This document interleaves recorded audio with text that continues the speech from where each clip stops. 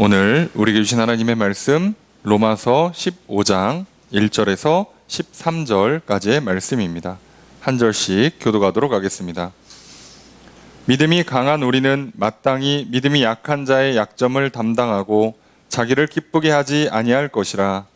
우리 각 사람이 이웃을 기쁘게 하되 선을 이루고 덕을 세우도록 할지니라.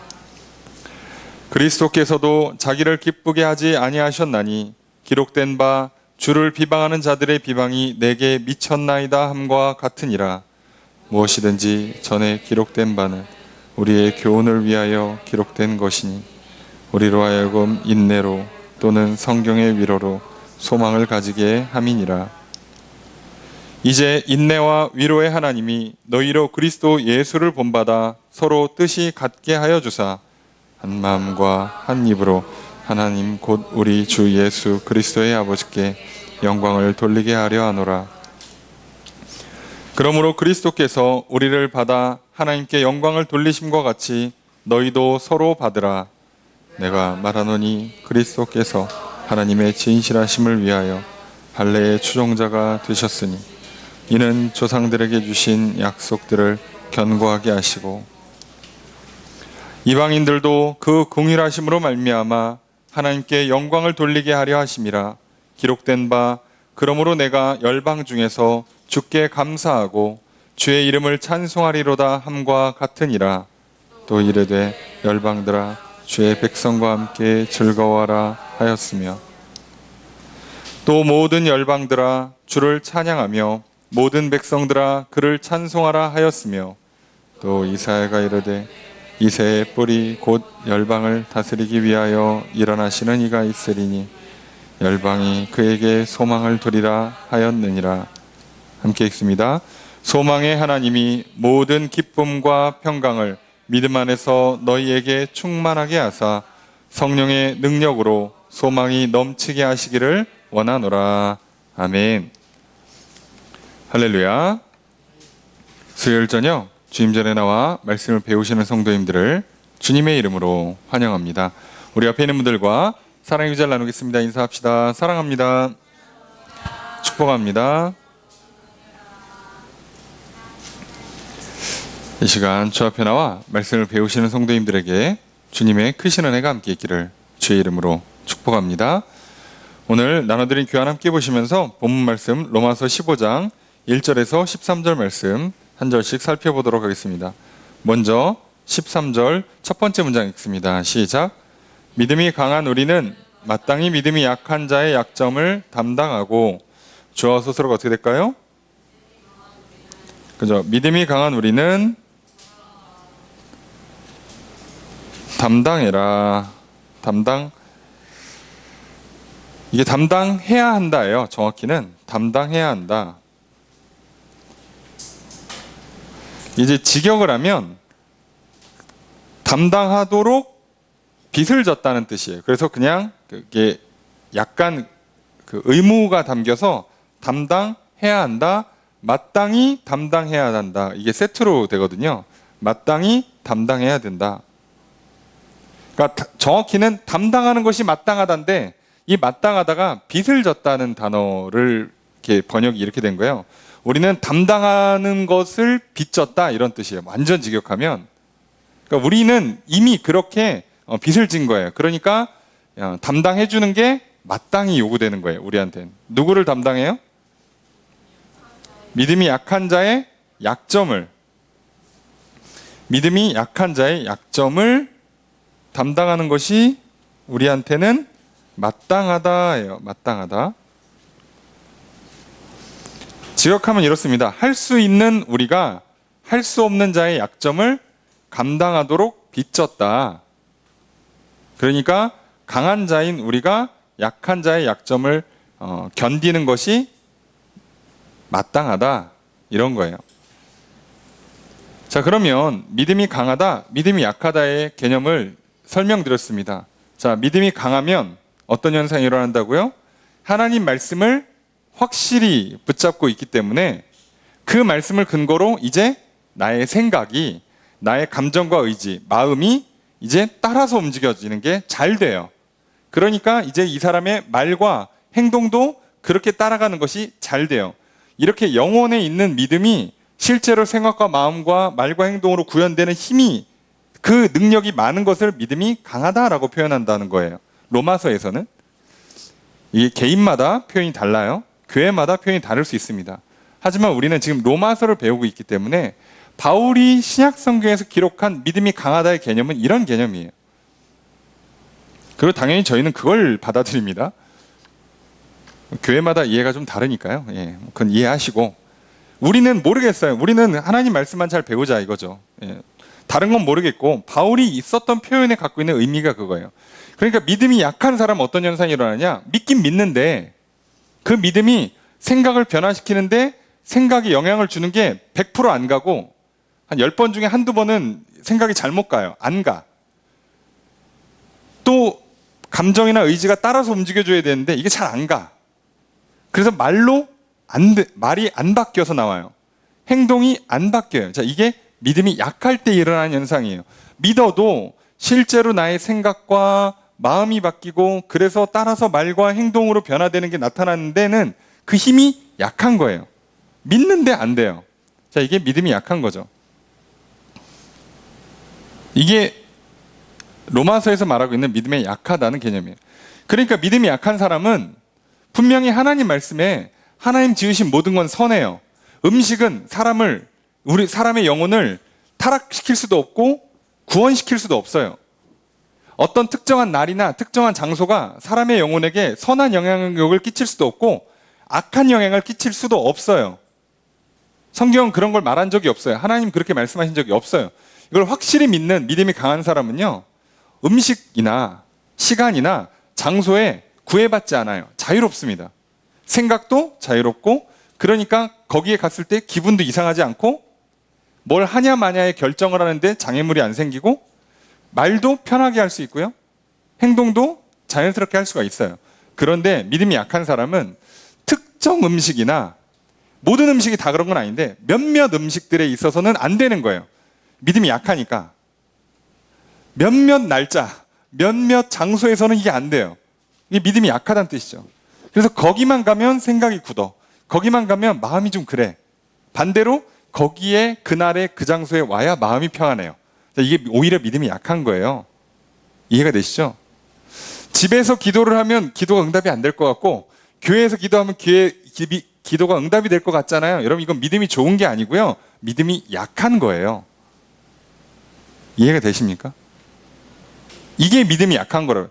장소의 영향을 받는 게, 시간의 영향을 받는 게, 특정 날짜의 영향을 받는 게, 아침에 기도하면 왠지 응답이 안 될 거고, 대낮에 해를 태양빛을 맞으면서 기도하면 왠지 응답이 안 될 것 같고, 왠지 밤에 달을 보면서 막 기도하고, 그죠?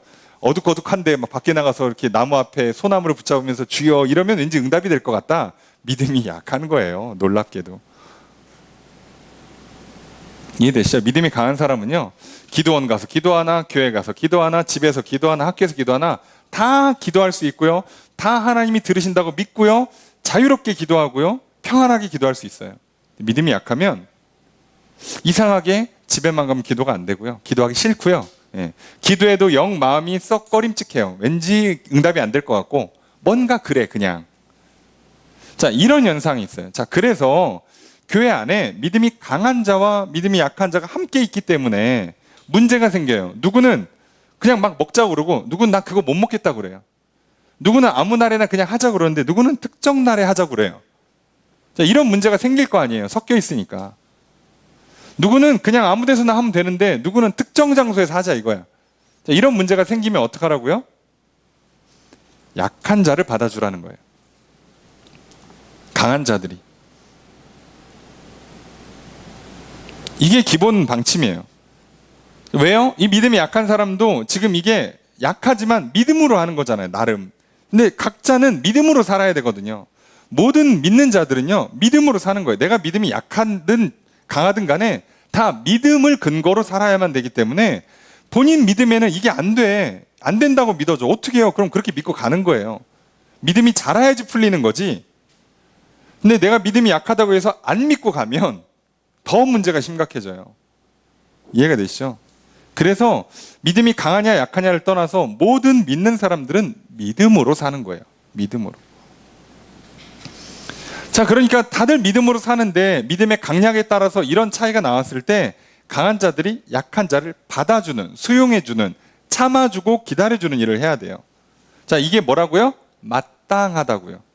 마땅하다고. 도대체 왜 마땅한 건지 설명에 나오겠죠? 마땅하니까 어떻게 해야 되는가? 설명에 나올 겁니다. 1절의 두 번째 문장 있습니다. 시작. 주어서로 어떻게 될까요? 그죠? 믿음이 강한 사람은 뭐하라? 기쁘게 하지 말아요. 기쁘게 하지 마라. 뭐를? 자기를. 믿음이 강한 사람은 자기를 기쁘게 하지 말라는 거예요. 자, 믿음이 강한 사람 이게 돼요. 내 기쁨이 아니라 하나님의 기쁨, 내 기쁨이 아니라 다른 사람의 기쁨을 기꺼이 할 수 있어요. 놀랍게도 그게 기뻐요. 자, 믿음이 강하면 이게 가능해진단 말이에요. 근데 믿음이 약한 사람 이게 안 돼요. 잘 안 된다고. 그러니까 누가 해줘야 돼? 결국 믿음이 강한 사람이 해줘야 돼요. 어쩔 수 없습니다. 어차피 약한 사람은 안 돼요. 하려고 해도 믿음이 강한 사람만 할 수 있기 때문에 결국 강한 사람이 해야 돼요.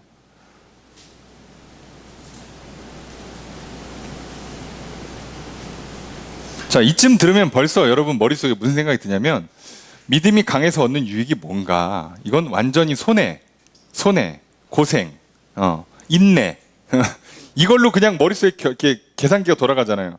잠깐만, 야, 내가 믿음이 강해지면 다 참아줘야 돼, 다 받아줘야 돼, 기다려줘야 돼, 용납해줘야 돼.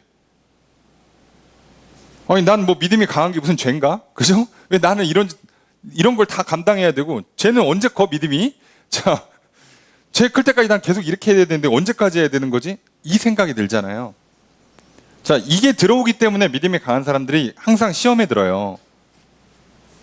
늘 조심해야 되는 이유 중에 하나 이겁니다. 자, 그거에 대한 설명이 오늘 본문에 나와요. 앞선 본문에는 확실한 믿음을 갖고, 자, 하나님께서 모두를 지으셨다. 그리고 마지막에 심판이 있으시다. 그러니까 모두의 주인 되신 하나님께서 알아서 평가할 거니까 네가 함부로 평가하지 말고 하나님께서 나중에 행한 대로 갚으실 거니까 심판이 있으니까 그거를 잘 기억하고 그 믿음 잃지 말고 잘 따라와. 이 얘기를 하는 거죠. 믿음을 근거로. 믿음을 붙잡아라. 그 믿음을 근거로 해서 이제 그 다음에는 믿음에서 비롯된 사랑으로 하라. 이렇게 얘기를 하는 거예요. 그래도 계속 손해가 생기죠. 왜냐하면 답이 안 보이잖아요. 하는 건 좋다 이거야. 나는 내 믿음으로 해. 나는 내 믿음을 근거로 넘치는 사랑으로 해줘. 문제는 쟤는 언제 커? 이거잖아요. 저 믿음이 약한 애는 도대체 언제 크냐고. 그러니까 언제까지 해야 되는데 10년? 30년? 그럼 이 사람 믿음이 크나? 난 언제까지 참아주냐고요. 자, 문제는 이게요. 남 얘기니까 조금 그래도 편하게 다가오죠. 자기가 자기를 대할 때 한번 생각해 보세요. 내 믿음은 언제 크는 거야? 자, 생각해 보세요. 언제 커 도대체? 나는 언제까지 기다려야 돼? 주님, 제 믿음은 언제 크나요? 예. 우리 동요 마냥, 예? 엄마 언제 어른이 되나요? 자, 백날 노래 부른다고 이게 어른이 되는 게 아니잖아요. 그러니까 그러면 나이 들면 크기라도 하지 믿음은 언제 크냐고. 교회를 10년 다니면 크나? 20년 다니면 크나? 그럼 난 언제까지 기다려야 되지? 계속 저렇게 호의를 받고 사랑을 받으면 은근히 불편하잖아요. 사람도 이렇게 적당히 이렇게 주고받고 해야지. 이렇게 받으면 나도 좀 크고, 크다 보면 나도 좀 뭘 좀 주고, 뭐 이렇게 해야지 서로 기분이 좋은데, 계속 받기만 해. 10년째 받기만 해. 아, 나도 민망해, 이제 스스로. 나는 언제 믿음이 크지? 자, 그러면 자신도 지치고 남도 지치는 현상이 일어나요. 그럼 뭘로 이걸 막아줄 수 있냐는 거죠. 그렇잖아요. 이 믿음이 갖고 있는 가장 어려운 문제 중에 하나예요. 안 클 때 어떡하냐. 상대방도 안 커, 나도 안 커. 공동체에서 그러고 있어. 믿음이 강한 사람은 맨날 쏟아 부어줘야 돼. 끝도 없이. 자, 이거 언제까지 하냐 이거죠. 자, 언제까지를 가르쳐 줄 리가 없어요. 성경은. 당연하죠. 예, 원리를 가르쳐 줄 거예요. 뭐라고요? 하나님께서 결국 모두의 믿음을 강하게 만들어 주실 거라는 소망을 갖고 하라는 거예요. 그리고 그 소망의 근거가 그럴 것이다, 그랬으면 좋겠다는 상상, 행복회로, 희망사항이 아니라 확실한 하나님의 말씀과 하나님이 행하신 일들에 대한 근거를 갖고 소망을 갖는 거예요. 그 얘기가 뒤에 나옵니다. 바울이 쓰는 글, 성경에 쓰는 모든 글들은 다 근거가 하나님의 존재, 하나님의 말씀, 하나님이 행하신 일들을 근거로 갖고 믿으라고 하는 거고, 소망을 가지라고 하는 거고, 사랑을 받고 사랑하라고 얘기하는 거예요. 오늘 본문은 이 믿음이 강하고 약한 자들이 함께 살아갈 때 소망이 주는 유익이 도대체 뭔지, 어떤 걸 근거로 소망을 갖고 있어야 되고, 그 소망을 근거로 할 때만 우리가 제대로 된 사랑, 제대로 된 인내를 할 수 있어요. 자, 이게 진짜 중요한 문제이기 때문에 오늘 본문에 이걸 다뤄주고요. 생각해보면 이 문제를 지금 14장 1절부터 시작해가지고 15장 13절까지 다뤄요. 상당히 길게 다루고 있다는 걸 아실 겁니다. 자, 이게 얼마나 중요한 문제인지를 또한 아셔야 돼요. 왜냐하면 자신을 대할 때도 똑같기 때문에 그래요. 우리가 믿음으로 살아야 되고요. 사랑으로 살아야 되고 소망을 갖고 살아야 돼요. 근데 믿음이 약할 때에도, 약한 내 자신을 대할 때에도, 믿음이 약한 다른 사람을 대할 때에도 똑같거든요. 그래서 이건 중요한 문제가 돼요. 자, 2절 읽겠습니다. 시작.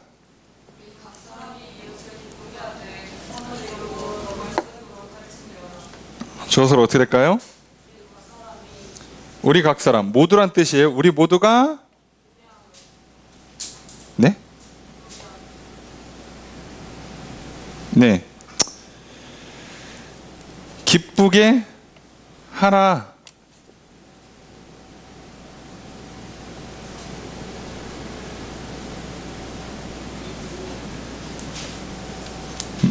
네?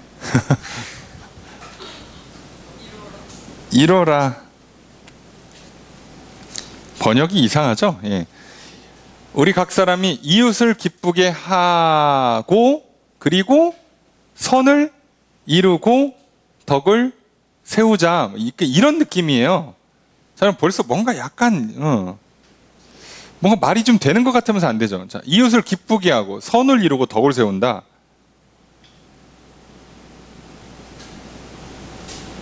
그 얘기는 무슨 얘기냐면 아까 얘기한 거랑 이어지는 거예요. 자기를 기쁘게 하지 말고 다른 사람을 기쁘게 하라는 얘기예요. 그죠? 믿음이 강한 사람들한테 주는 권면이죠. 기본적으로는 믿음이 있는 만큼 어떻게 하라고요? 다른 사람을 기쁘게 하는데, 그 기쁘게 하는 게 어떤 내용이냐면, 자, 여기서 선을 이루고 덕을 세운다가, 이 덕을 세운다가 실제로는 덕으로 번역되는 단어가 아니라 건물을 짓는다는 단어예요.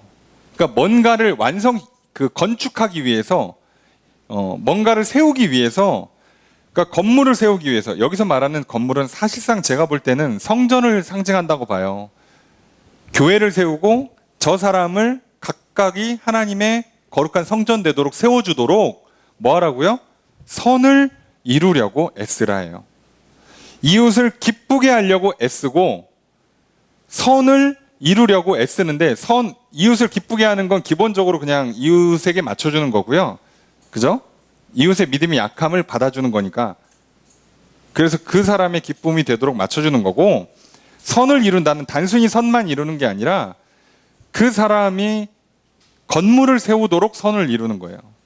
교회가 세워지도록이라는 뜻이에요. 정확히는 성전이 세워지도록 선을 이루라는 거예요. 그래야지 교회가 세워지지. 너 잘났다 나 잘났다 싸워봐야, 믿음 좋은 사람 약한 사람끼리 편 갈라봐야 교회가 세워지겠어요? 그렇게 편 갈르면 믿음 약한 사람들끼리 모여서 믿음 강한 애들은 어쩌고저쩌고, 믿음 강한 사람끼리 모여서 저것들은 언제 크냐 이러고 있으면 둘 다 안 커요. 믿음이. 각각의 사람들이 성전으로 세워지지가 않아요. 성령이 임하시는 거룩한 하나님의 전으로 세워지지가 않아요. 이들이 모여서 하나님의 교회가 세워지지도 않아요. 그러니까 어떻게 하라는 거예요? 서로의 기쁨이 되기를 위해서 애를 쓰고, 특히나 믿음이 강한 사람들이 약한 사람들을 품어줄 때, 그때 이 사람들 안에도 성전이 세워지고 함께 모여서 하나님의 성전이 세워지는 거예요. 그렇게 성전을 지어가라는 거예요. 서로를 용납해주고 사랑해주는 것으로. 자, 그러니까 항상 비슷한 게 도는 거 알겠죠? 영접, 용납, 듣는다, 받는다, 이렇게 써여지는 개념들이 있잖아요. 항상. 자, 이 개념들이 늘 시작점인 거예요. 이렇게 해서 어떻게 하라고요? 이렇게 해서 이걸 통해서 결국 뭐 하자는 얘기예요? 성전을 세운다예요. 이런 걸 통해서 교회도 믿음이 약한 사람들을 받아주고 그 사람들 말을 들어주고 용납해 줌으로 성전을 세우는 거예요. 우리 각자는 하나님 말씀을 듣고 은혜를 받음으로 성전을 세우는 거예요. 자, 이 기본 개념, 이걸 위해서 에스라예요. 그러니까 정확히는 기쁘게 하고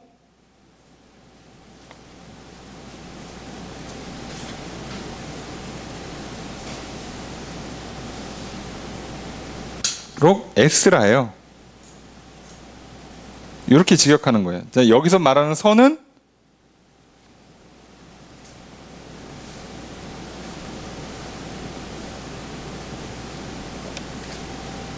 건물 세우도록, 건축하도록인데 이거는 당연히 성전을 상징하는 거예요. 이거 하려고 애쓰라는 거예요. 결국 우리가 하는 일은 결국 성전을 세우는 거예요. 하나님의 나라를 이루는 거라고요. 그래서 남의 이웃의 기쁨, 믿음이 약한 자들을 용납해주고 그들을 믿음이 자라도록 받아주고 세워주라는 작업을 하는 거예요.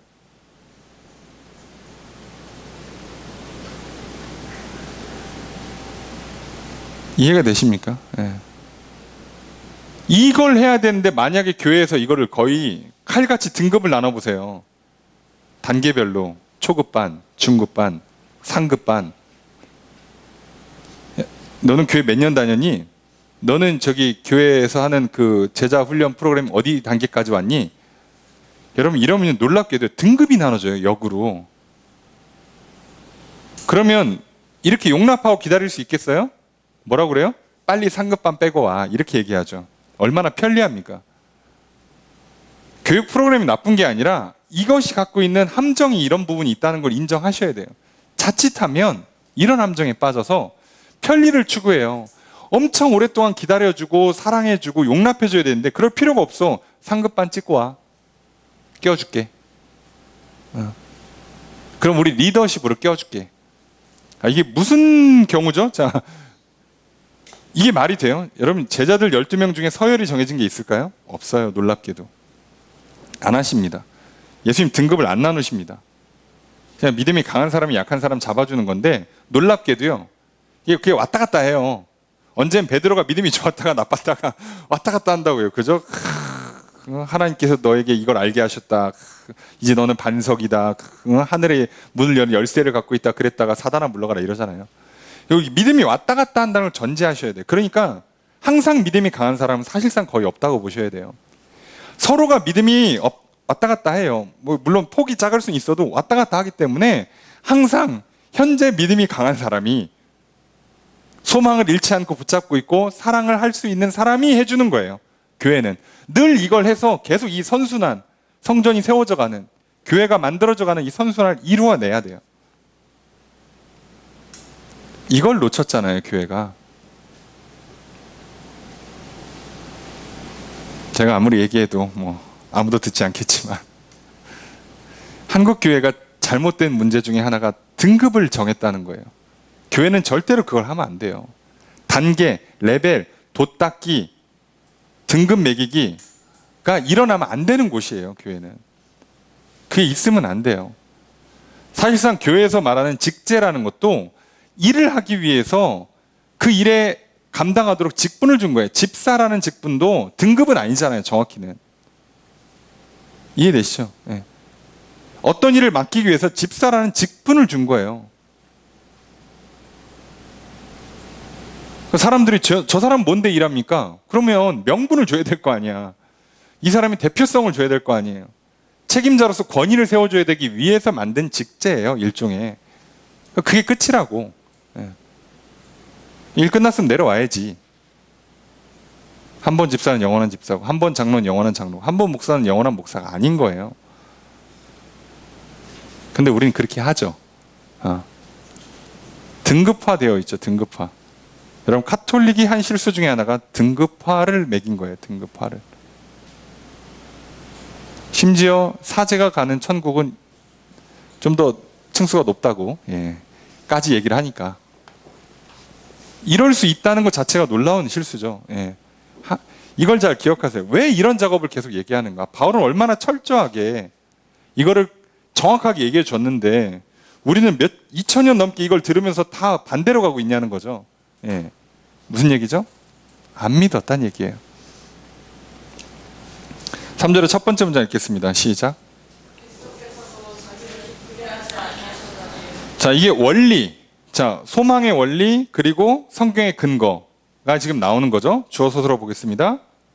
그리스도께서 기쁘게 하지 않았다. 누구를? 자기를. 그리스도께서도 그렇게 안 하셨어요. 오케이.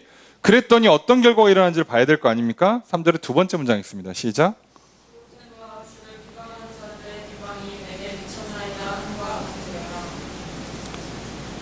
자, 주어서로 어떻게 될까요? 기록되었다. 뭐라고? 주를 비방하는 자들의 비방이 뭐 했다? 미쳤다. 왔다. 나에게 임했다예요. 자, 그럼 예수님은 왜 자기를 기쁘게 안 했어요? 말씀을 이루기 위해서. 말씀을 근거로. 예수님도 그냥 기쁘게 한 게 아니에요.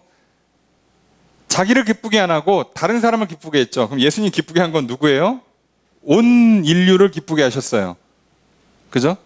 예수님은 온 인류의 기쁨이 되어주셨다고요. 자, 그거를 왜 하셨냐? 예수님도 그래, 난 좀 기쁨이 되어줘야겠지. 자, 이렇게 하신 게 아니라 하나님께서 말씀을 통해 예언하신 거예요. 자, 이런 일이 일어날 거야. 이걸 통해서 내가 죄를 용서해주고 구원해주고 사랑의 하나님이라 영광 받을 거야. 자, 그걸 이루기 위해서 예수님 지금 하고 계세요. 예수님도 근거를 갖고 하셨다고요. 자, 이 얘기를 하는 거예요. 그래서 내용이 좀 어렵게 보일 수 있지만 크게 보면 간단한 내용으로 압축이 될 겁니다. 쭉 보겠습니다. 4절의 첫 번째 문장 읽습니다. 시작.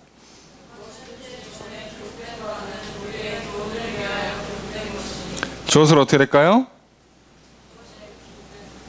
그죠? 전에 기록된 것은 무엇이든지 다 기록된 것이다. 무엇을 위해서 기록됐다. 뭘 위해서 기록됐대요? 우리의 교훈을 위해서 기록됐대요. 무슨 교훈을 주려고 한 거냐? 4절의 두 번째 문장 읽습니다. 시작.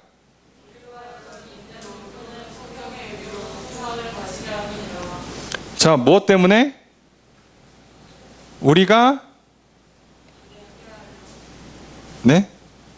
갖게 하기 위함이에요.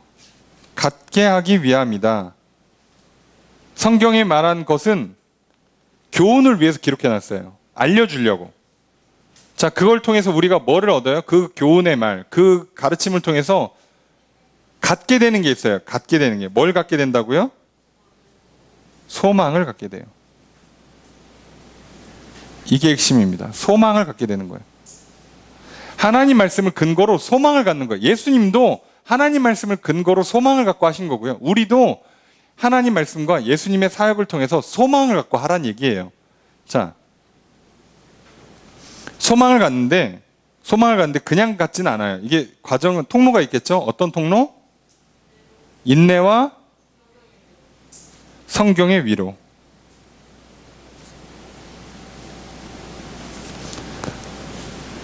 자, 믿음을 갖고 성경을 대하면 인내할 수 있고요. 그리고 성경의 말씀이 위로의 말씀이 돼요. 위로가 되는구나. 될 수 있다. 하나님 살아계시다.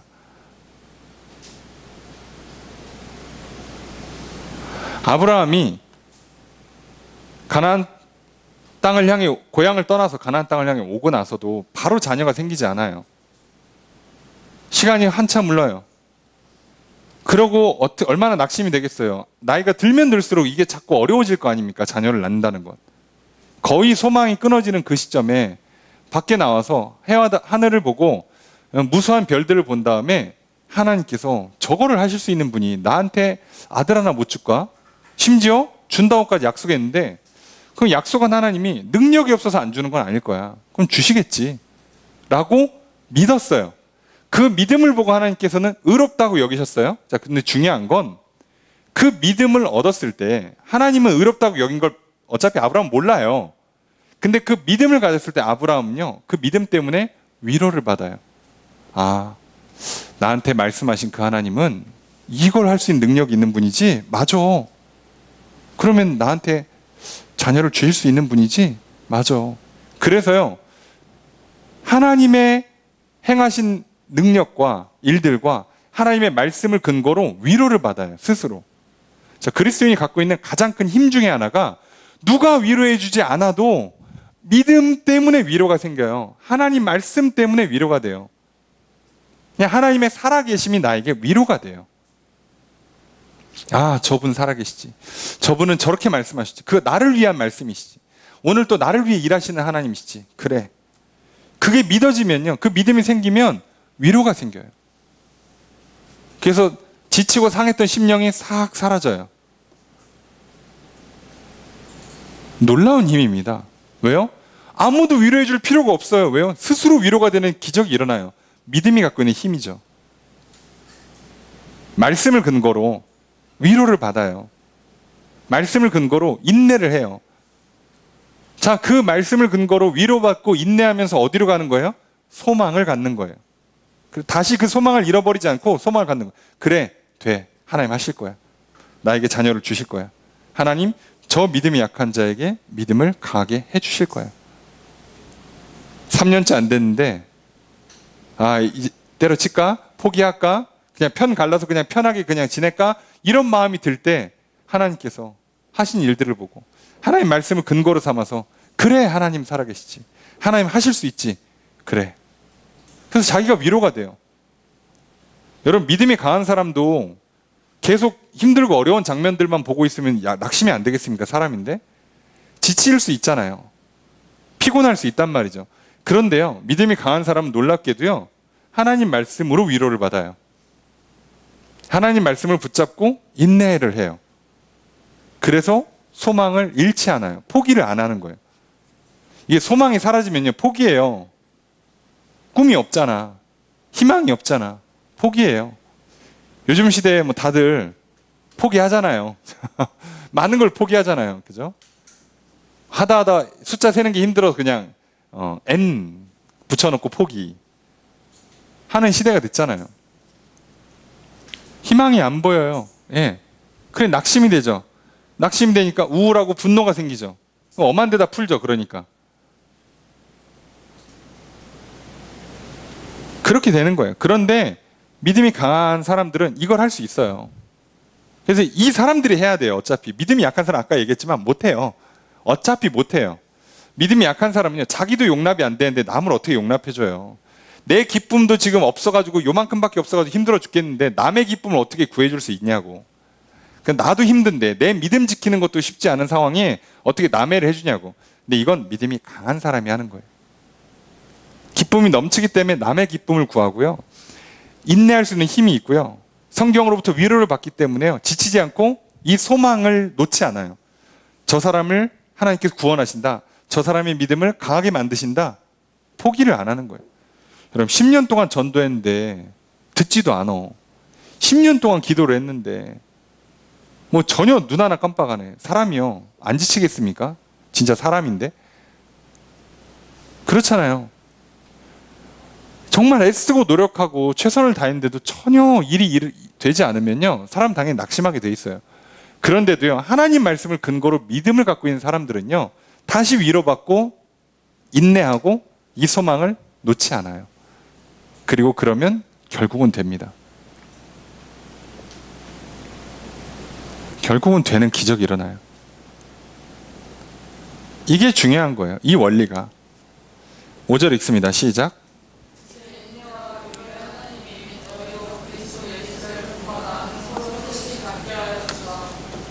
주어서 어떻게 될까요? 인내와 위로의 하나님. 하나님 자체가 이런 분이세요. 어떻게 하신다고요? 네? 서로 뜻을 같게 해준다예요.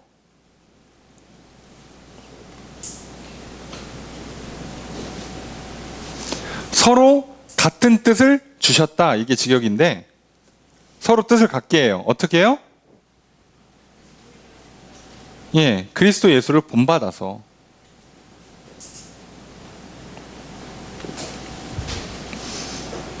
그리스도 예수를 본받을 때, 그리스도 예수를 볼 때, 보고 따라갈 때 인내할 수 있는 거예요. 위로를 받는 거예요. 그래서 소망을 놓지 않아요. 저 믿음 약한 사람, 늘 믿음이 약해가지고 지금 10년째, 20년째 믿음이 약해가지고 늘 그 모양인 저 사람이 믿음이 강해질 거라는 소망을 놓지 않아요. 저 여전히 전도해도 듣지도 않는 저 사람이 결국은 하나님의 자녀가 될 거라는 소망을 놓지를 않아요. 왜요? 예수님께서 그렇게 하셨잖아요.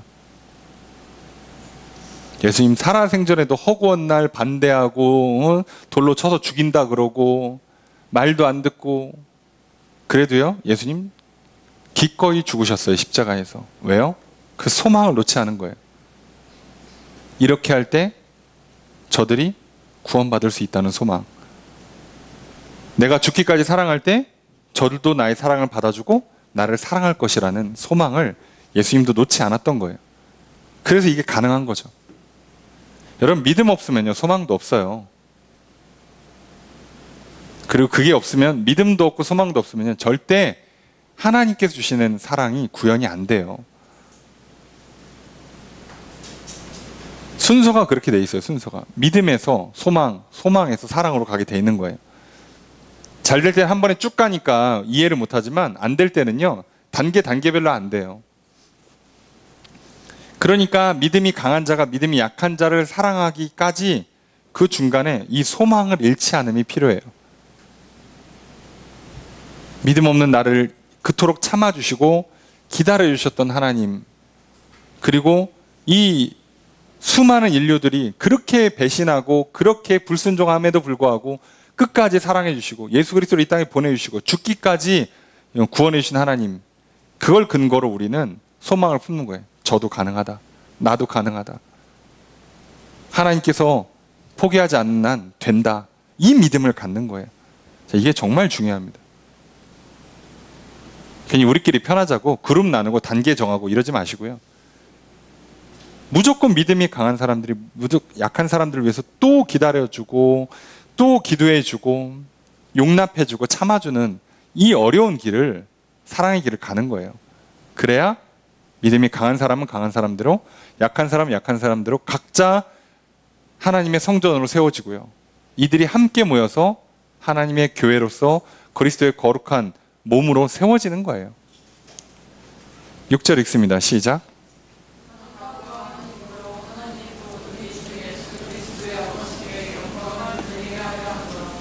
주어서 어떻게 될까요?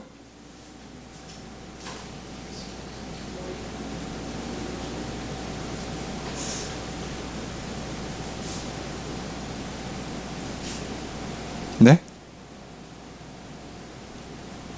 뭐뭐 하기 위함이다인데요. 누가? 우리가 이걸 하려고 이렇게 주셨대요. 인내와 위로의 하나님이 서로 한 뜻을 주셨. 이유가 뭐? 이걸 위해서? 이거 하려고? 이거 누가 하는 거예요 지금? 네? 하나님이 하시는 겁니다. 갈 길이 멉니다. 주여. 그냥 머릿속에 단순하게 생각하세요. 모든 시작은 다 하나님이에요.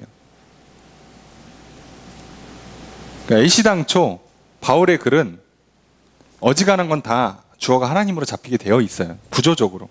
하나님이 뭐 하시는 거예요? 네, 하나님께 영광 돌리려고 하나님 일하시는 거예요. 여러분 말씀드렸잖아요. 하나님은 자기 영광을 위해서 일하시는 분이에요. 셀프로. 살아계신 하나님이라, 전능하신 하나님이라, 사랑의 하나님이라고 영광 받으시려고 사람들에게 셀프로 나타나셔서 일하시고 사랑해 주시고 구원해 주셨다고요. 시작도 하나님이요 끝도 하나님인 거예요. 하나님의 나라는 그렇습니다. 우리는 따라가는 것밖에 하는 게 없어요. 자꾸 우리가 뭘 한다고 생각하시고 읽으시면 헷갈려요. 번역도 안 그래도 어려운데 자꾸 그런 생각을 갖고 읽으시면 자꾸 내가 뭘 해야 될 것 같죠? 아니에요. 하나님이 뭘 하시는지를 잘 보세요. 그리고 거기에 내가 뭘 맞춰가야 되는지만 보시는 거예요. 자꾸 내가 뭘 앞서서 뭘 해야 된다고 생각하는 걸 하지 마세요. 하나님께서 하나님에게 영광 돌리게 만드시는 거예요. 어떤 작업을 통해서? 하나님이 예수를 본받아서 우리 가운데 마음을 갖게 해주셔서 하나님이 영광 받으시는 거예요. 하나님이 우리한테 같은 마음을 넣어주셨는데 우리가 하나님께 영광을 돌리면 결국 누가 받는 거예요? 영광은? 하나님 받으시는 거죠. 이 일은 누가 하고 있는 거예요? 하나님이 하시는 거예요. 우리 안에 그리스도와 같은 마음, 서로 하나 되게 하는 마음을 주시는 것도 하나님이요. 그걸 통해서 하나님께 영광 돌리게 만드시는 것도 하나님이에요. 그래서 하나님이 일하시고 하나님이 영광 받으세요. 그러니까 소망을 가지시라고요. 하나님은 하나님의 영광을 위해서라도 절대 나를 포기하지 않으세요. 이해가 되십니까? 하나님께서 지은 백성, 심지어 구원받은 백성, 의롭다고 칭함을 받은 백성, 그래서 약할지라도 믿음을 갖고 있는 백성의 인생이 망가져요. 이 약한 믿음을 갖고 있는 인생이 계속 약한 믿음을 갖다가 겨우 구원받거나 자칫하면 실수해가지고 구원도 못 받아요. 그러면 결국 하나님 스스로 얼굴에 먹칠한 꼴밖에 안 돼요. 그래서 하나님은 절대 이걸 허락하지 않으세요. 물론 우리가 끝까지 자유로운 영혼들이 불순종하면 답이 없지만 그래도 하나님은 기본적으로 이걸 허락하지 않으시는 분이에요. 이걸 하려고 하지 않으세요. 어떻게든 우리를 구원하려고 하시는 분, 어떻게든 우리의 믿음을 키우려고 하시는 분이에요. 그러니 절대로 낙심하시면 안 돼요. 자신을 볼 때도 다른 사람을 볼 때도. 그래서 이 믿음 가지고 인내하고 이 믿음 안에서 위로를 받는 거죠. 예.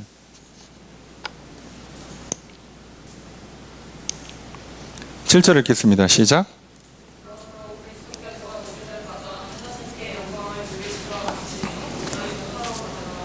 자, 이게 사실상 원리의 핵심이라고 볼 수 있죠. 주어서는 어떻게 될까요? 너희도 서로를 받아들여라, 영접해라예요. 자, 어떻게 한 것처럼? 그리스도께서 우리를 받아들여서 하나님께 영광을 돌리신 것처럼. 그리스도께서 우리를 받아줬어요. 자, 그리스도 믿음이 아주 강력하신 분이죠. 자, 소망과 사랑이 아주 강력하신 분이죠. 그분이 누구를 받아줬어요? 우리를, 믿음 없는 우리를. 그래서 결국은 어떤 일이 일어난 거예요? 그래서 믿음 없는 우리가 믿음을 갖게 되고 우리가 하나님께 영광을 돌리게 만드심으로 말미암아 하나님께서 영광 받으셨죠. 자, 그런 것처럼 이제 어떻게 하라고? 이제 너희도 그렇게 하라는 거예요. 예수님 이제 하늘 올라가셨으니까 너희가 그걸 하면 된다는 거예요. 그래서 믿음이 강한 사람이 믿음이 약한 사람을 받아주는 겁니다. 이해가 되십니까? 믿음이 강한 사람이 믿음이 약한 사람을 손가락질하고 평가하고 비난하는 게 아니라 믿음이 약한 사람, 믿음이 강한 사람을 거절하고 미워하고 시기하는 게 아니라 서로가 서로를 받아주는데 시작은 결국 강한 사람이 하는 거예요. 할 수 있는 사람이 하는 거예요.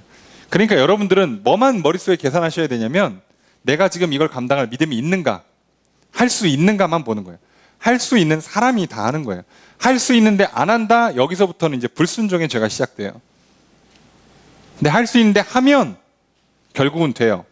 그 사이에 소망을 잃지만 않으시면 돼요. 근데 소망을 잃지 않도록 하나님께서 인내를 주시고 말씀 가운데 위로를 주실 거예요. 자, 그러니까 돼요. 문제는 항상 뭐라고요? 내가 믿음이 있으면 하면 되고요. 없으면 구하면 되는데 이걸 안 한다고. 이 시작점에서 항상 문제가 제일 많이 생겨요. 있으면 믿음대로 하면 되고요. 없으면 구하면 돼요. 여기를 잘 못해서 생기는 문제라고 보시면 돼요. 항상. 시간 있으면 공부하면 돼요. 시간 있으면 돈 벌면 돼요. 시간 있으면 운동하면 돼요. 그죠? 네. 있는 시간이 있는데 안 하니까 문제가 생기는 거죠. 그렇잖아요. 똑같아요. 믿음이 있는 사람이 하는 거예요. 믿음이 강한 사람이 약한 사람을 도와주는 거예요. 어차피 약한 사람은 못 도와줘요. 강한 사람이 도와줘서 이 문제가 풀리는 거예요. 자, 8절의 첫 번째 문장 있습니다. 시작.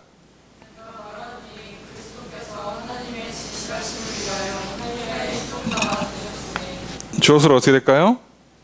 내가 말한다. 이제 강조하려고 이렇게 표현하는 거예요. 자, 내가 말한다. 뭐라고요? 그리스도께서 되셨다. 뭐가 되셨어요? 할례의 추종자. 이거 무슨 뜻일까요? 할례의 추종자가 뭐야? 이 번역은 도저히 이해할 수가 없어요. 추종자라는 단어가 이 원문의 단어랑 이게 이렇게 번역이 가능한가? 그냥 종이라는 단어거든요. 늘 성경에서 종이라고 쓰는 그 단어를 그대로 썼는데 왜 여기 추종자로 바꾸지? 이 직역하면 헷갈릴 수 있어요. 왜냐면 그냥 소유격으로 써서 할례의 종이 되셨다 이렇게 돼 있거든요. 근데 조금 정확히 번역하려면 할례 받은 사람의 종이 되셨다라고 번역하는 게 맞아요. 문맥상 그게 맞을 것 같은데, 근데 우선 원문에는 할례의 종이라고만 써 있어요. 근데 이걸 어떻게 할례의 추종자라고 쓰냐고. 여러분, 종이랑 추종자는 여러분이 얼핏 생각해도 벌써 느낌이 확 다르죠? 비슷한 계열이 아니죠? 종은 하인, 그죠? 노예의 개념이 강하고, 추종자는 그거랑 상관없이 그냥 내가 따라가는 거잖아요. 예. 예수님 할례를 따라가신 분은 아니에요. 예. 예수님은 할례 받은 자의 종이 되어 주셨어요. 그들을 위해서 낮은 자리로 오셨고 십자가에 달리셨다는 얘기잖아요.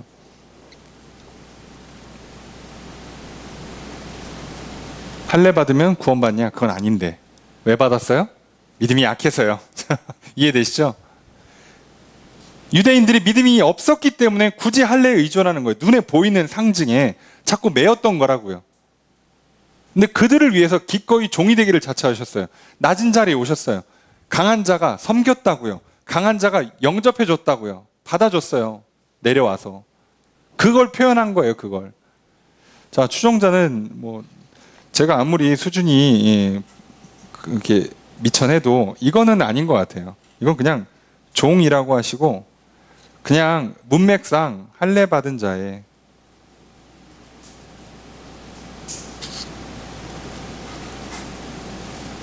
요렇게 바꿔주시면 될 것 같아요. 이건 좀 너무했어요.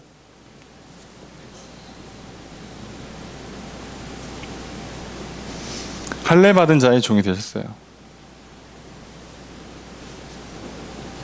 하나님의 진리를 위해서. 이해되시죠?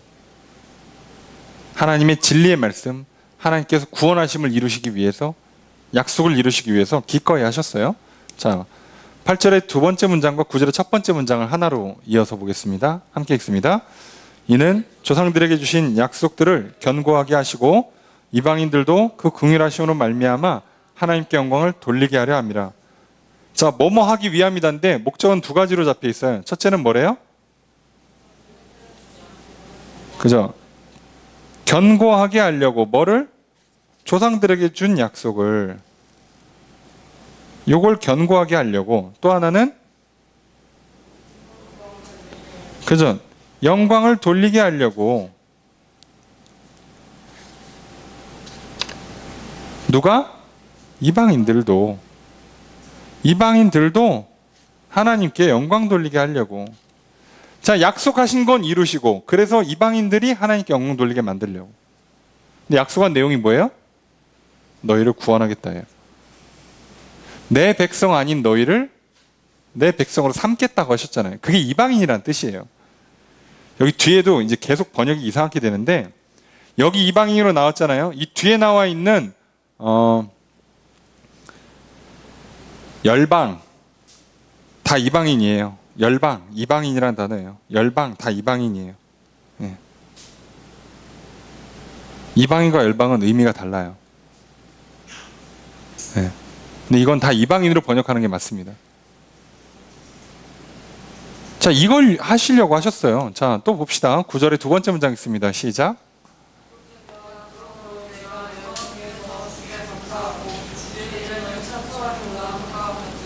주어를 어떻게 할까요? 기록된 거랑 같다라고 하고 뭐라고 기록되어 있대요? 성경에?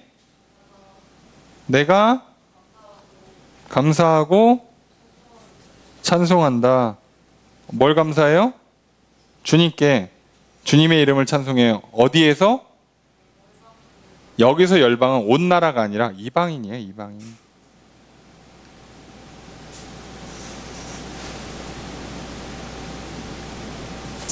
내가 이방인들 가운데에서 주께 감사하고 주님을 찬양한다는 뜻이에요. 자, 계속 볼게요. 그러면 이해가 쉬워요. 10절 읽습니다. 시작.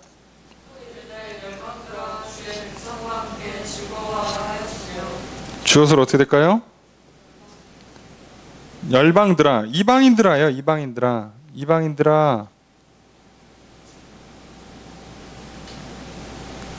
뭐 하래요? 즐거워하라. 누구랑 함께? 주의 백성들과 함께. 예.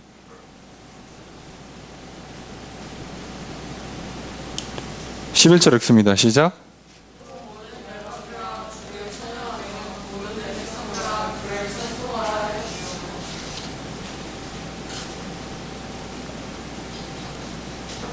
주어를 어떻게 할까요? 모든 열방들아, 모든 이방인들아 뭐 하래요? 찬양하고 찬송하라.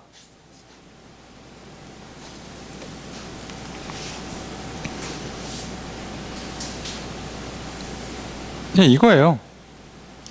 그 얘기는 무슨 얘기예요? 이방인들을 구원하시겠다는 얘기예요. 자, 그 얘기가 구약이 계속 이루어져 있고 예수님 그걸 이루셨고 그걸 이루기 위해서 믿음이 강한 예수님이 낮은 자리에 오셔서 종이 되셔서 받아주시고 섬겨주셨고 그 결과 이방인들이 믿음을 얻고 하나님의 백성이 돼서 하나님께 감사와 찬양과 영광을 돌리게 됐고 그걸 보니까 우리도 믿음이 약한 자들을 그렇게 해주는 게 맞다라는 얘기예요. 압축하면 간단하지만 설명하려면 이렇게밖에 어려워요. 항상 그렇죠. 예, 12절 읽습니다. 시작.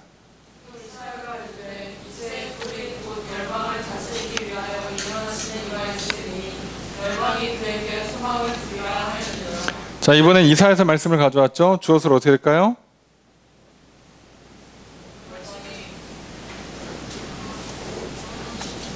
요런 사람이 있을 것이다예요. 그래서 열방이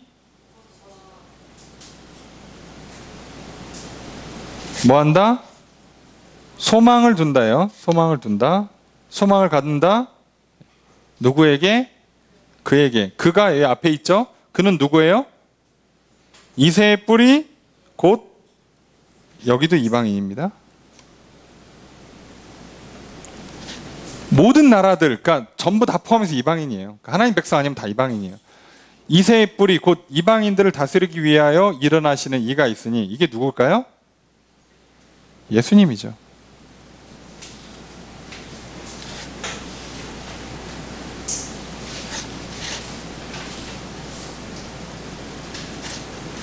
자, 그가 예수님이 오실 거란 얘기예요.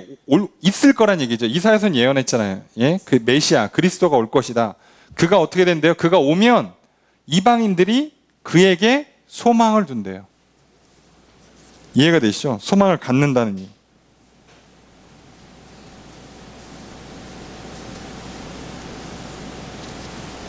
이해가 되십니까?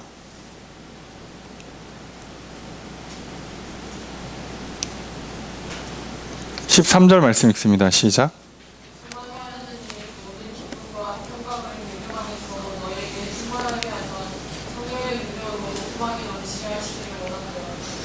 주어로 어떻게 될까요? 자, 여기서 원한다는 건 약간 우리가 좀 안 쓰는 표현이지만, 네. 있어라라고 이제 기대와 희망을 담아 쓰는 문구예요. 그러니까 주어는 어떻게 될까요? 소망의 하나님이 뭐뭐 하기를 바란다, 했으면 좋겠다, 해주실 거다라는 의미예요. 뭘 해줘요? 소망이 넘치게, 충만하게 하실 길을 바란다, 하실 것이다, 하시면 좋겠다. 이거예요. 예. 소망의 하나님이 소망을 주신대요. 그렇죠. 소망의 하나님이 소망을 주십니다.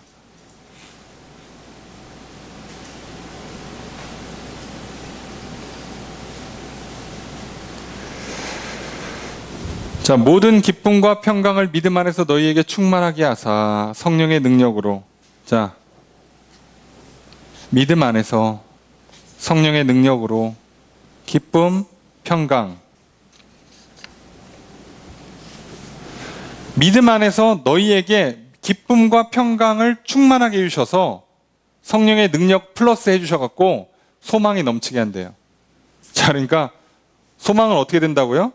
자, 믿음 가운데 뭐를 넣어주는 거예요? 믿음에다가 믿음으로 말미암아서 기쁨, 평강, 성령의 능력. 자, 믿음 안에서 이걸 줘서 어떻게 한다고요? 소망이 넘치게 한다고요. 이렇게 만드시겠다는 거죠. 원리는 비슷한 거 아시겠죠? 앞에 설명한 거랑 똑같죠? 자, 이걸 누가 한다고요? 예. 이해되세요? 그러니까 믿음도 누가 준다고요? 하나님이. 소망도 누가 준다고요? 하나님이. 여기서 필연적으로 따라 나오는 믿음이 약한 형제들을, 자매들을 사랑하는 그 사랑도 여기서 따라 나오는 거예요. 사랑도 하나님이 주십니다. 다 하나님이 하십니다.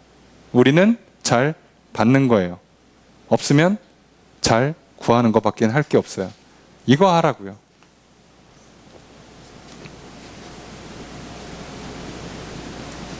그러니까 결국 똑같은 원리로 누가 해주는 거예요? 있는 사람이 없는 사람한테 해주는 거예요. 강한 자가 약한 자한테 해주는 거예요. 그래서 구조가. 근데 강한 사람도 끝없이 힘이 샘솟진 않잖아요. 그래서 이 소망을 가지러, 이 소망으로 넘어갈 때, 그죠? 뭐가 필요하다고요? 인내와 위로가 필요했다고요. 그죠? 여기에 보면 인내, 위로 이런 것들이 첨가돼서 믿음 가운데 기쁨이 있고 평강이 있고 인내가 생기고 위로를 받고 성령의 능력을 주시고, 그래서 소망을 놓지 않는 거예요. 무슨 소망? 믿음이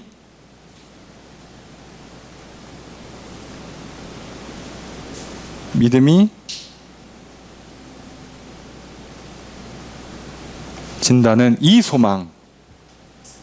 예수님께서 전혀 믿음이 없던 저들이 구원받을 거라는, 이방인들이 하나님의 백성이 될 거라는 그 소망을 놓지 않았던 것처럼 우리도 이걸 안 놓는 거예요. 그걸 가지고 어떻게 한다고요? 믿음이 약한 사람을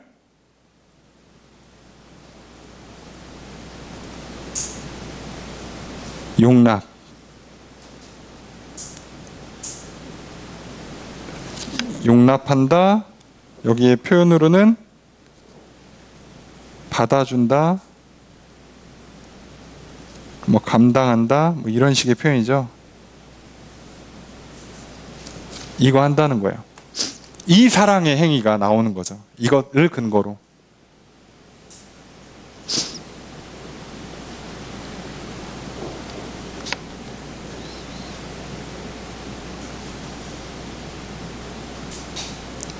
정리가 되셨으면 이해가 되십니까? 네. 이 얘기를 하는 거예요. 이거 누가 한다고요? 하나님께서. 하나님께서 이걸 하시는 거예요.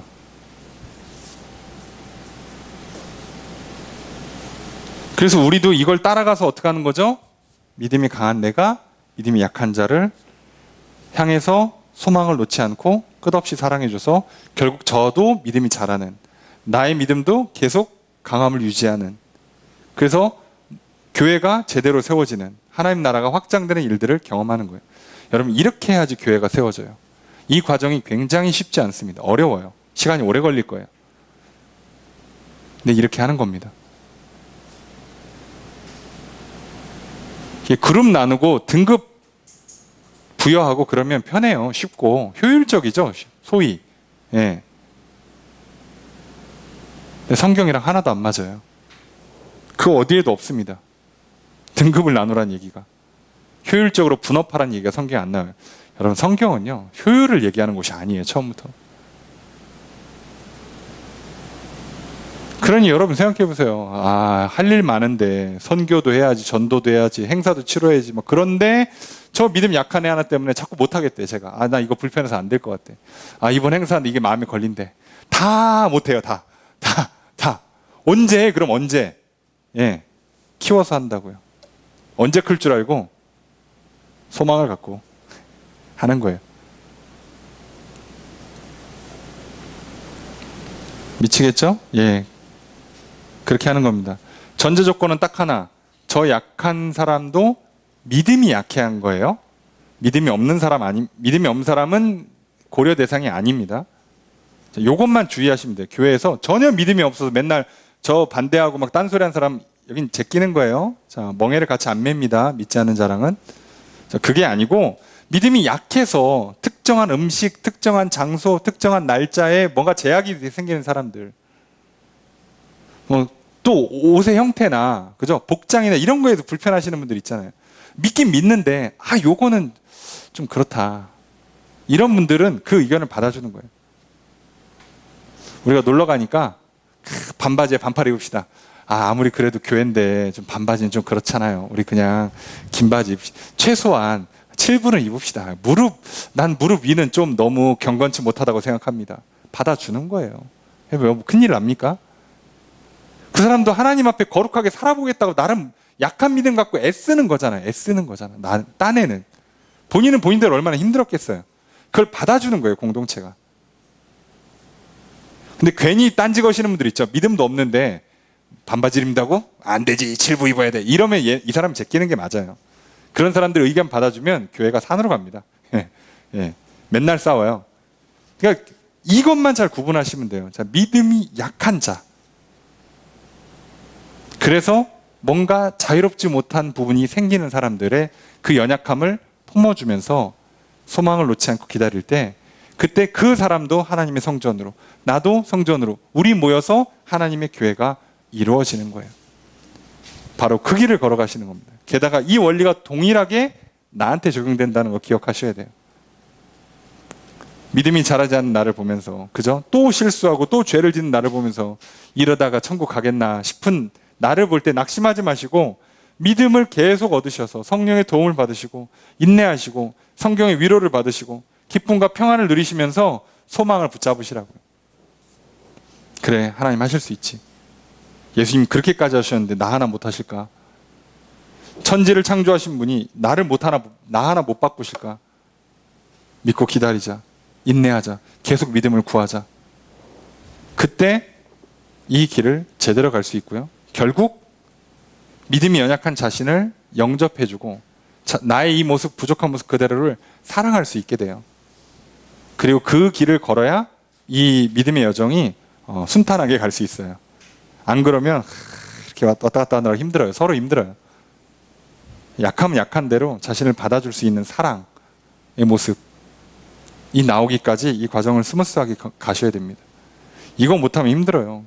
교회에서 등급 나누면 무슨 현상이 일어나는지 아시겠죠?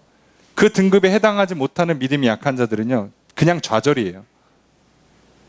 그리고 강한 믿음을 갖기 위해서 노력과 경쟁을 하게 돼 있어요. 여러분, 이건 큰일 납니다. 하나님 나라는요, 그렇게 하면 이루어지지가 않아요. 특히나 경쟁을 한다? 이건 좋지 않아요.